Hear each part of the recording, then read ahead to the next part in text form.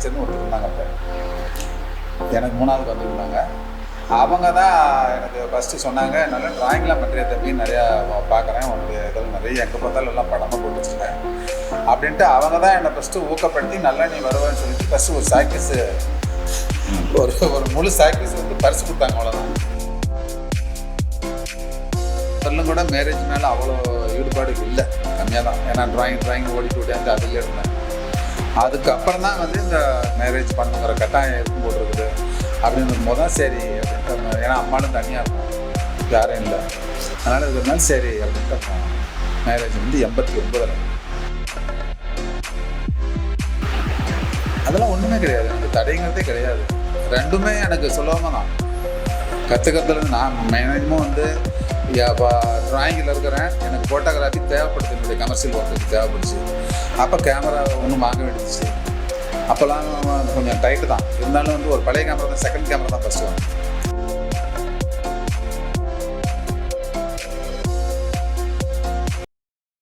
இன்றைக்கி அப்படி இல்லை. நம்ம ஒரு படம் ஒழுங்காக செஞ்சுட்டு கலர் சேஞ்ச் பண்ணிக்கலாம், பேக்கில் கூட ஃப்ரண்டில் கூட நம்ம வந்து ஆல்ட்ரு பண்ணலாம், கொஞ்சம் ஒரு ட்ரீமாக கூட ஒரு கலர் உருவாக்கிக்கலாம். இது எல்லாம் ஒரு வசதி, ஒரு சந்தோஷம். அது ஒரு ஆர்டிஸ்ட்டு அவனுடைய கற்பனைக்கு முழுமையான ஒரு தேனினா அதான் சொல்ல முடியும்.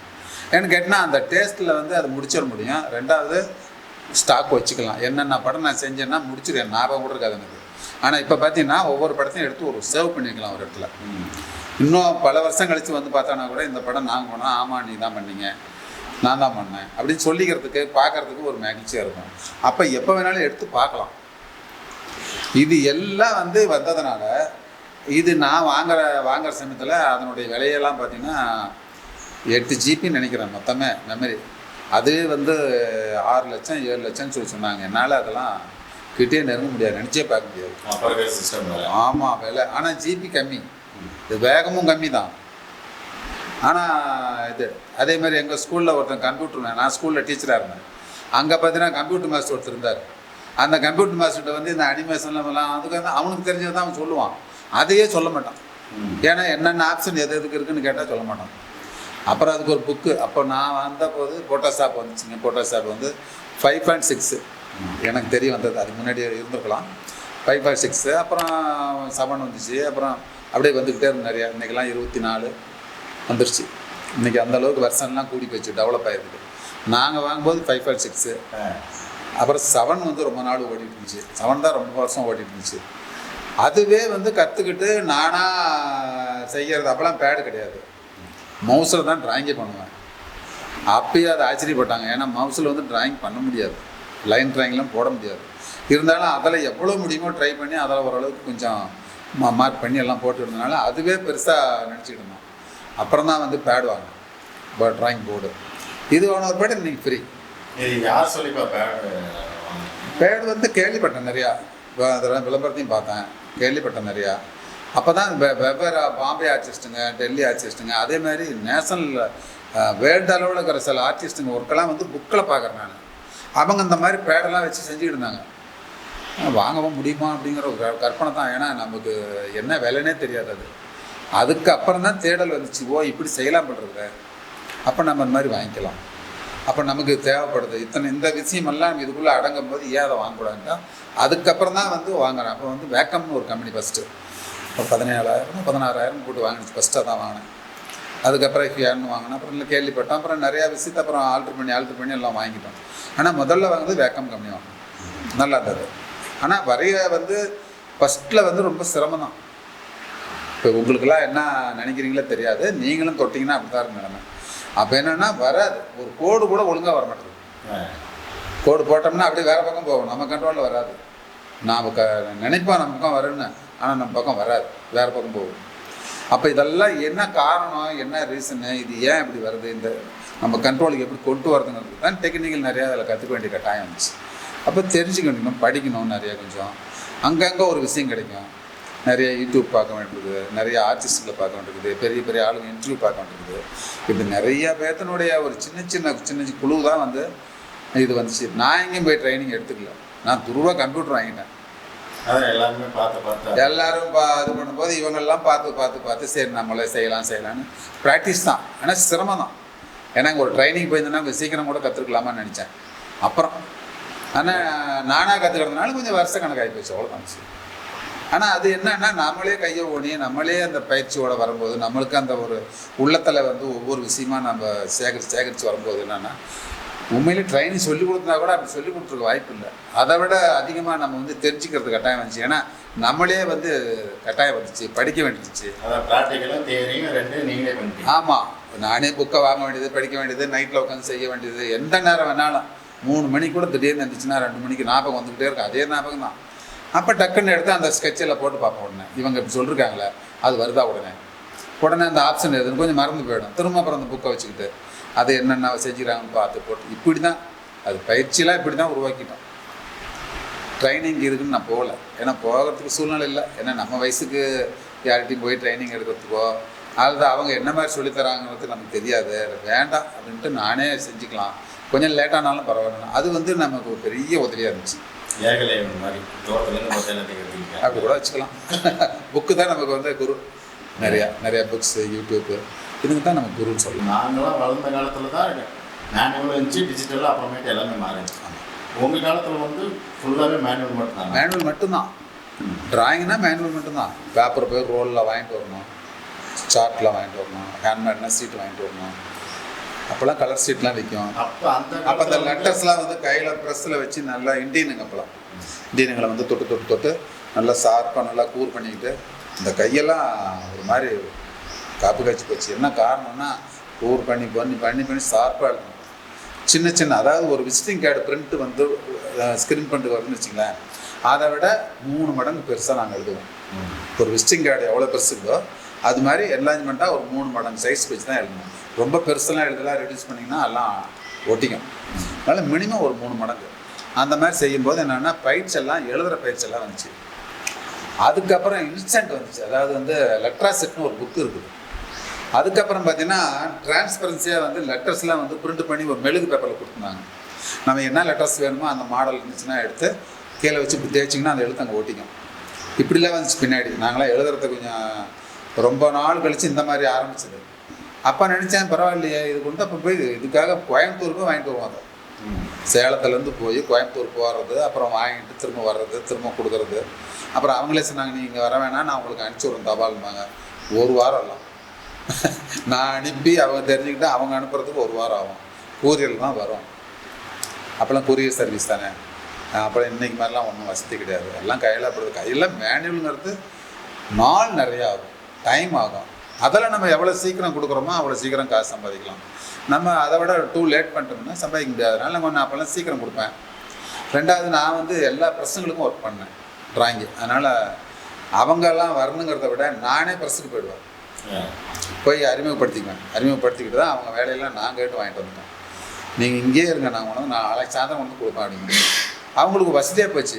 எப்படி இன்றைக்கி வந்து வீட்டு தேடி ஒரு பொருளை கொண்டு வந்து கொடுக்குறாங்களோ அப்படி நானே போய் அவங்ககிட்ட ட்ராயிங் கொடுத்தோம்னா அவங்களுக்கு எந்திரிச்சு போய் அந்த ஆளை தேடணுங்கிறது இருக்கானா இல்லையா அப்படிங்கிற கஷ்டமே அவங்களுக்கு இல்லாத போச்சு. ஃபோன் கூட தேவையில்லை. 5 மணிக்கு இருப்பேன்னா 5 மணிக்கு அங்கே இருப்பேன், 4 மணிக்கு இருப்பேன்னா 4 மணிக்கு இருப்பேன். அது மாதிரி அந்த சொன்ன டைமுக்கு கொடுத்துட்டோம்னா நாளைக்கு அவன் காசு கொடுக்குறதோ ட்ராயிங் வாங்குறது கொடுக்குறது எல்லாம் ஈஸியாக இருக்கும் அவங்களுக்கு. அதனால் கொஞ்சம் சீக்கிரம் வளர்கிறதுக்கு என்னை வளர்த்துக்கிறதுக்கு நானே அப்படி செய்ய வேண்டியது வந்துச்சு ஒரு ஐடியா. அது அந்த சமயத்தில் எனக்கு நல்லா பயனுள்ளதாக இருந்துச்சு. பெரிய பெரிய ஆளுங்களாக இருந்தாங்க, நான் நல்லா கொஞ்சம் ஃபாஸ்ட்டாக வளர்கிறதுக்கு எனக்கு இது ஒரு நானாக ஏற்படுத்திக்கிட்டேன். அப்படி அப்போ இருக்கிற காலகட்டத்திலேயே டிஜிட்டலும் வந்துடுச்சு. டிஜிட்டல் வந்து எல்லாரும் வந்து கற்றுக்க ஆரம்பித்தாங்களா இல்லை நீங்கள் தான் ஃபஸ்ட்டு ஆரம்பிச்சிங்களா? இல்லை டிஜிட்டல் வந்து நான் இருக்கும்போது வந்து ஒருத்தர் கம்ப்யூட்டர் வாங்கியிருந்தார். ஏதோ பேர் அந்த தம்பி தான் ஃபஸ்ட்டு எத்தனையோ ரூபா அதிகம் லட்சக்கணக்கில் போட்டு வாங்கியிருந்தான். 4 லட்சமோ 3 லட்சமோ சொன்னான். அவ்வளோ ரூபா போட்டு வாங்கி அவன் செஞ்சுக்கிட்டு இருந்தான். அவனும் இந்த மாதிரி இன்ஸ்டண்ட்டாக என்ன மாதிரி மேனுவலாக செஞ்சுக்கிட்டு இருந்தான். அவன் தான் ஃபஸ்ட்டு வாங்கினான். அந்த பேரண்ட்ஸ் பக்கம் தான் இருந்தார். அந்த தம்பி வாங்குவோம், சரி நம்மளும் அப்புறம் வாங்குற கட்டாயம் தான் இருக்கும் போல் இருக்குது, நம்மளும் வாங்கி தான் ஆகணும். அதுக்கு பின்னாடி தான் பண்ண வாங்கணும்.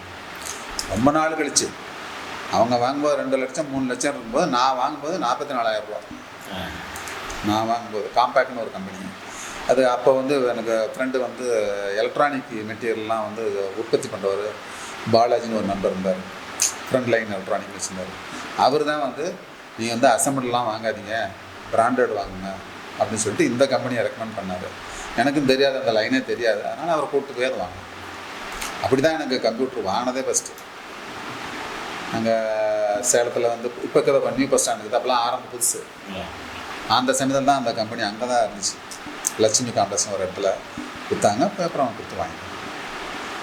நீங்கள் கவர்மெண்ட் ஸ்கூல்லேயும் ஒர்க் பண்ணியிருக்கீங்க, அதோட அனுபவங்கள் என்ன?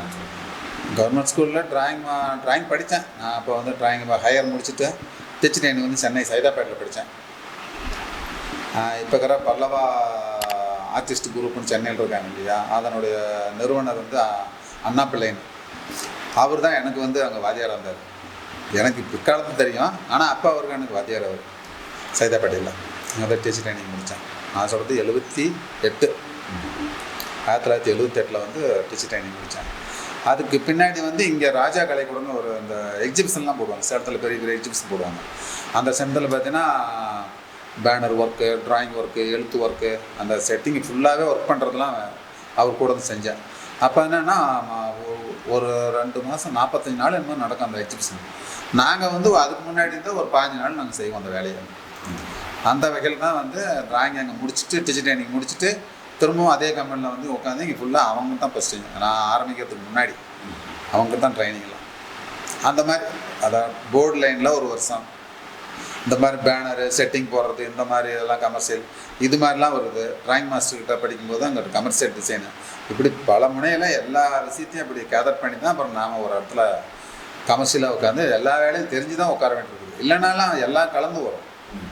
திடீர்னு ட்ராயிங் வரைவாங்க, திடீர்னு எனாமல் பெயிண்டில் போர்டு வரையுவாங்க, ஸ்க்ரீன் பிரிண்ட் போடுறனாலும் ஏற்பாடு பண்ணி வேறு மட்டும் கொடுத்து வாங்குவோம். எப்படியோ ஏன்னா அன்னைக்கு பொறுத்தவரை என்னென்னா ஒரு நாளைக்கு ஒரு 15 ரூபா இருந்துட்டால் மிகப்பெரிய விஷயம்.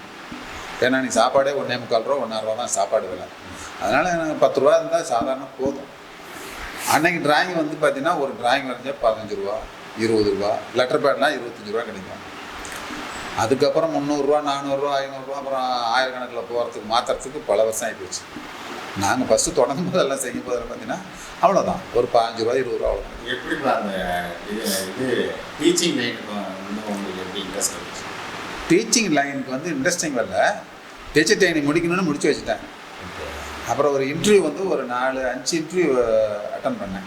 4 இன்டர்வியூக்கு அடுத்தது 5ஆவது இன்டர்வியூவில் எனக்கு போஸ்டிங் கிடச்சிது. அப்போ என்னென்னா அப்போ வந்து எம்ப்ளாய்மெண்ட் ஆஃபீஸில் மொத்தம் ஒரு 16 பேர் தான் இருந்தோம் ட்ராயிங் முடிச்சுட்டு எலிஜிபிளாக.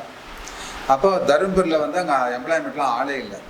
அப்போ வந்து கேட்குறாங்க, நீங்கள் இந்த வேறு டிஸ்ட்ரிக்டில் தான் வேலை கிடைக்கும், ஆனால் உறுதியாக கிடைக்கும், நீங்கள் போகிறீங்களா அப்படின்னாங்க. போகிறீங்க அப்படின்னா நீங்கள் எழுதி கொடுங்க அப்படின்னாங்க. இங்கே எம்ப்ளாய்மெண்ட்டில் கழிச்சிடுவோம், ஆனால் அங்கே போய் பதிவு பண்ணிவிடுவாங்க. அதனால் இங்கே கழிச்சிட்டு எங்களை அங்கே பதிவு பண்ணாங்க. அவங்களே அனுப்பிச்சி விட்டாங்க. அப்புறம் ஒரு மாதம் கழிச்சு எனக்கு வேலை கிடச்சி இன்டர்வியூ போனோம். ஃபஸ்ட்டு வேலையாக அங்கே ஃபஸ்ட்டு வந்து தருமபுரி அரூர் சைடு கீரப்பட்டின்னு ஒரு ஊர், சின்ன கிராமம். அங்கே எத்தனை வருஷம்? அங்கே ஒரு 3 வருஷம் அவ்வளோதான். அதுக்கு அடுத்தது வந்து வாழப்பாடி. அப்போ வந்து எம்ஜிஆர் காலாயிட்டார். ஃபஸ்ட்டு சம்பளம் வந்து 350 ரூபா. ஆமாம், 350 ரூபா. அதுக்கு டீ அது இதெல்லாம் போட்டால் மொத்தம் 640 ரூபா என்னமோ முதல் சம்பளமே. அவ்வளோதான். அப்போ உங்களுக்கு சாப்பாட்டுக்கு 150 ரூபா போயிடும், வாடகைக்கு 150 ரூபா போயிடும், 300 ரூபா போச்சுங்களா. இப்படி பார்த்தீங்கன்னா அதுவும் டைட்டாக தான் இருக்கும். அப்புறம் பஸ்ஸுக்கு வரணும், போகணும். சேலம் டெய்லி கடைக்கு வந்துடும். கடை வச்சுருந்தாங்க. இப்போ வந்துட்டு போயிட்டு இருந்ததுனால அப்புறம் அப்படியே அதுக்கப்புறம் வாழப்பாடியில் வந்து செஞ்சு வாழப்பாடிக்கு வந்து இந்த எம்ஜிஆர் சத்த பீரியடு ஜானகி அம்மா இருந்துச்சப்போ அந்த சமயத்தில் முயற்சி பண்ணேன். ஏன்னா வரணும்னு முடிவெடுத்தாச்சு. சரி, இயர் கிடச்சிங்கிறதுனால பார்த்து முயற்சி பண்ணேன். அப்புறம் அந்த சமயத்தில் தான் வந்து ஜாப் இது கிடச்சிது, ட்ரான்ஸ்ஃபரு. வாழப்பாடிக்கு வந்துட்டேன், சேலம் மாவட்டம். அங்கே ஒரு 15 வருஷம். அங்கே சம்பளம் அங்கே சம்பளம் வரும்போதெல்லாம் எம்ஜிஆர் பீரியட்லேயே வந்து எனக்கு வந்து ஒரு 1600 ரூபா பண்ணார். அப்புறம் 1200 ரூபா பண்ணாங்க. அந்த கருணாநிதி பீரியடும் வந்துச்சு, மாற்றி மாற்றி எல்லாம் வந்தாங்க. அந்த அவங்க வரும்போதெல்லாம் ஒரு 600 ரூபா கூட்டிட்டாங்க. இப்படி தான் சம்பளம் 1200 ரூபா பேசிக்கு. அப்புறம் 1200 டிஏ. நிறைய ஸ்கூலில் வந்து ட்ராயிங் மாஸ்டர் வந்து சும்மா அந்த ஸ்கூலை வந்து டிசைன் பண்ணுறதுக்கும் அந்த இது பண்ணுறதுக்கு மட்டும்தான் ட்ராயிங் மாஸ்டர் இப்போ வரையுமே எடுத்துகிட்டு இருக்கிறாங்க. அதை பற்றி உங்களுக்கு நான் கருத்து எல்லா வேலையும் தெரிஞ்சுக்கிறதுனால நான் தெரிஞ்சு வச்சுருந்ததுனால எனக்கு எந்த சிரமம் எனக்கு தெரியல. எங்கள் ஸ்கூலில் இருக்கிற போர்டு எழுதிடுவேன். படம் போடுறது பசங்க என்ன படம் வேணாலும் கேட்கலாம், தடை இல்லாமல் பண்ணுவேன். அதேமாதிரி இந்த பசங்களை பார்த்து வரையணுமா, அதே வரைஞ்சி கொடுப்பேன். அவங்க விருப்பம் என்னென்ன இருக்குதோ அத்தனையும் நான் செய்து கொடுக்கறதுக்கு நம்மக்கிட்ட திறமை இருந்ததுனால பயன்படுத்திக்கிட்டேன்.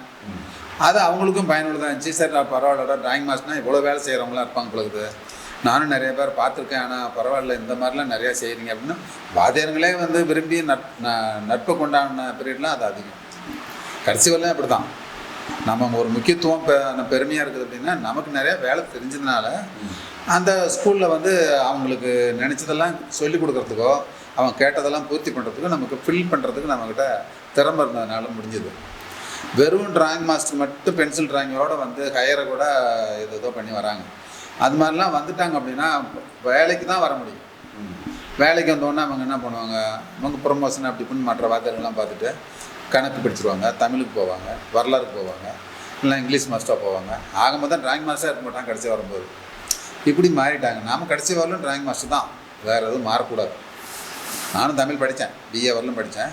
ஆனால் இருந்தாலும் தமிழில் எனக்கு வந்து ஈடுபாடு அவ்வளோதான் படித்தேன்னா ஒழிய அந்த லைனில் போக விரும்பலை. அதுக்கு அவர் இங்கே என்ன கணக்கு போட்டால் ஒரு இன்க்ரிமெண்ட் வரும், அவ்வளோதான், 2 இன்க்ரிமெண்ட் கிடைக்கும். இதுக்காக வந்து ஒரு நம்ம விரும்பி செய்கிற ஒரு வேலைக்கு இல்லாத போயிட்டு விருப்பம் இல்லாத ஒரு காசுக்காக ஒரு வேலை செய்ய முடியாது. அதனால் நான் இதிலே இருந்துட்டேன். இதிலே தான் இருக்கணுங்கிறது தான் கடைசி வரலுமே அப்படி தான். அப்புறம் சைட்லி ஃபோட்டோகிராஃபி, போர்டு, ஸ்க்ரீன் பிரிண்ட்டு எல்லாமே ட்ராயிங் ஓரியன்ட் சார்ந்த விஷயம் எல்லாம் வரும். அப்புறம் தான் ஃபோட்டோகிராஃபியில் என்ன ஆச்சுன்னா இப்போ அந்த ஃபஸ்ட்டு வந்து பேக்ரவுண்ட்லாம் ஒர்க் ஆரம்பித்தேன். இப்போ ஒரு என்லார்ஜ்மெண்ட்லாம் இன்றைக்கி என்ன பண்ணுவாங்க, ஒரு படத்தில் ஒரு குரூப்பில் இருப்பாங்க, ஒரு பெரியவர் இல்லை ஒரு தாத்தா பாட்டிங்க இருப்பாங்க. அவங்கள வந்து இப்போல்லாம் 2 பேரெல்லாம் ஒன்றா சேர்த்துறாங்கல்ல ஃபோட்டோஷாப்பில், அப்படி அப்போ தனித்தனியாக படத்தை கொண்டு வந்துருவாங்க.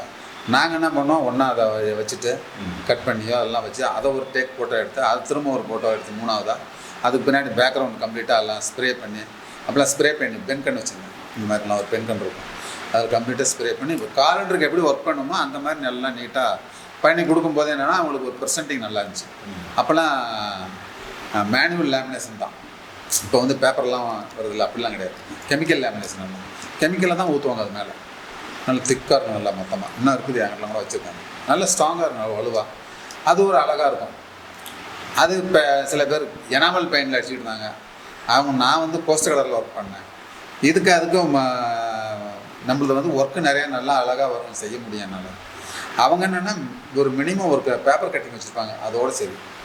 நாம் அதுக்கு மேலே வந்து ஒவ்வொரு ஆட்களுக்கு தகுந்த மாதிரி ஒவ்வொரு குழந்தைங்கன்னா தனியாக அவங்கவுங்க என்ன விரும்புகிறாங்களோ அதெல்லாம் அவங்க வந்து காலண்டர் மாதிரி உள்ளே கொடுத்ததுனால நமக்கு கொஞ்சம் வேலை நிறைய கிடைச்சிது. அது ஒரு வசதியாக போச்சு எனக்கு. அப்போ ஸ்ப்ரே பெயிண்டிங் வேறு, அதனால் 2 மிக்ஸ் ஆனதுனால ஒரு கம்ப்யூட்டரில் செய்கிற வேலையை நான் மேனுவலாக செய்து கொடுத்தேன். ஒரு கண்ணு திறக்கணுன்னா கூட நம்மக்கிட்ட வந்திருக்காங்க. ஏன்னா ஒரு கண்ணை மூடி இருக்கும். ஒரு பெரிய குரூப்பில் ஒரு பொண்ணு கண்ணை மூடிடுச்சு. அவன் பெரிய ஃபோட்டோகிராஃபர், அந்த ஃபோட்டோ தான் அவங்க பெரிய இதெல்லாம் மாட்டுனுங்கிறாங்க. நாயகா மெடிசன் கேள்விப்பட்டிருக்கேன்னு நினைக்கிறேன். அவங்க ஃபேமிலி படம். அப்போ எல்லாம் வெளிநாட்டுக்காரங்களாம் நிற்கிறாங்க அந்த குரூப்பில். பொண்ணு மட்டும் தான் கண்ணை முடியுது. ஆனால் கண்ணை திறந்து வைக்கணும். இன்றைக்கின்னா இந்த கண்ணை தூக்கி கூட வச்சிடலாம், ஒரு லேயரில் போட்டு வச்சிடலாம். அன்றைக்கெல்லாம் எந்த கண்ணும் வைக்க முடியாது. கொண்டாந்து கொடுத்தாங்க. எங்கேயும் போவாங்க, எங்கேயும் போக முடியாது, நேராக எங்கிட்ட தான் வருவாங்க. வந்தாங்க, சரிங்கன்னா எல்லாம் உட்காந்தாங்க கொஞ்சம் நேரம். அப்புறம் நீட்டாக எல்லாம் போட்டு அப்புறம் அதுக்கு என்ன செய்யணுமோ அதெல்லாம் கொஞ்சம் எல்லாம் ரஃப் பண்ணி அந்த கண்ணுக்கிட்ட மட்டும் அதே மாதிரி தான். அந்த கண் எப்படி இருக்குதோ அதே மாதிரி இந்த கண்ணை ரிப்பீட்டாக வரைஞ்சி கொடுத்தான். உண்மையிலே அந்த அந்த வீடியோ ஃபோட்டோகிராஃபரும் அவ்வளோ மகிழ்ச்சி, இன்னமும் ஃப்ரெண்டாக இருக்காங்க அவங்க. என்ன காரணம் அப்படின்னா அவங்களுக்கு வந்து அது இருந்தால் தான் அவங்க ஆர்டரே வந்து இதாகும். ஏன்னா அது இல்லைன்னா அதுக்கு எங்கே போகிறது இப்போ? ஏன்னா அந்த பொண்ணு வந்து கண்ணில் போச்சுன்னா அந்த படத்தை வைக்க முடியாது, ஃப்ரேம் பண்ண முடியாது. அப்படிலாம் அவ்வளோ பெரிய படத்தை பிரிண்ட் போட்டு கொண்டாந்துட்டாங்க. பிரிண்ட் போடுறது இங்கே போட முடியாது, வெளியில் தான் கோயம்புத்தூரில் போடணும், இல்லைன்னா சென்னையில் போய் போட்டு வரணும். பிரிண்ட் போட்டு கொண்டாந்துட்டாங்க, கண்ணை மட்டும் வரைஞ்சி கொடுத்தாங்க. அதே மாதிரி டிட்டோம். அது மாதிரி மேனுவலுங்கிறது ஒரு டேஸ்ட், அது ஒரு இது. நம்ம இண்டிவிஜுவலுடைய திறமையெல்லாம் காமிக்கிறதுனால என்ன ஆகுதுன்னா நம்மக்கிட்ட தான் வருவாங்க அப்படிங்கிற ஒரு இது வருது.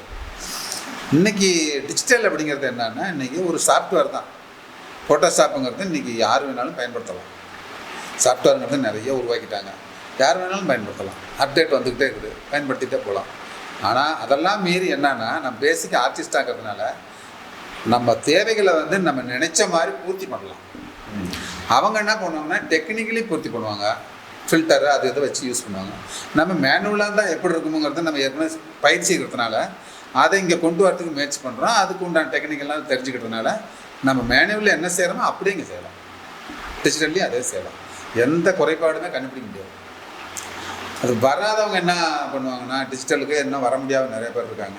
அந்த ஆர்டிஸ்ட் என்ன சொல்கிறாங்கன்னா, டிஜிட்டலு அதுக்குள்ளே போட்டால் எல்லாம் அப்படி இப்படி எல்லாம் மாற்றி கொடுத்துருது அப்படின்னு நினைக்கிறேன். எதுவும் மாற்றி கொடுக்குன்னு எனக்கு தெரியல. மாற்றி கொடுக்கறதுக்கும் ஒரு ஆப்ஷன் இருக்குது. அது எப்படி மாற்றலாம், எவ்வளோ மாற்றலாங்கிறதெல்லாம் நம்ம தான் சொல்லணும், நம்ம தான் செய்யணும். அப்போ ப்ரெஸ்ஸு, பேனா எல்லாம் பயிற்சி இருந்தால் தான் அங்கே போய் செய்ய முடியும். அங்கே ஒரு பயிற்சி தேவைப்படுது, இந்த பயிற்சி தேவைப்படுது எக்ஸ்ட்ரா. அவ்வளோதான். மேனுவல் இருந்ததுனால இது வந்தது கொஞ்சம் நமக்கு நிறைய தெரிஞ்சிக்க முடிஞ்சது. டிஜிட்டலுக்கு அவங்களால மேனுவல் வந்து துருவா டிஜிட்டலை கற்றுக்காம வந்து கம்ப்யூட்டரில் உட்காந்து செய்யணும்னு நினைக்கிறாங்க. எப்படி முடியும்? முடியாதுன்னு நினைக்கிறாங்க. அது மாதிரி நாங்கள்லாம் கையில் செய்கிற அளவுக்குலாம் வராது அப்படிம்பாங்க. அதெல்லாம் சும்மா. இப்போ கொஞ்ச நாளாகவே டிஜிட்டல் கிளாஸுன்னு தனியாக அதை ஆரம்பிச்சிட்டாங்க. அது எப்பவும் வர்றதானே. எப்பப்போ ஒரு இது தேவைகள் வருதோ இப்போ தெரிஞ்சுக்கணுங்கிற ஆசை இப்போ நிறைய பேர்த்துட்டு வந்துருச்சு. இப்போ அடுத்தது ஏஐக்கு வந்துட்டாங்க. இப்போ ஏஐக்கு வந்துட்டாங்க. எடுத்த உடனே ஏஐக்கே பக்கமாக போகிறவங்களாம் இருக்காங்க. துருவா ஏஐக்கு போனவங்களாம் இருக்காங்க. ஏஐங்கிறது என்ன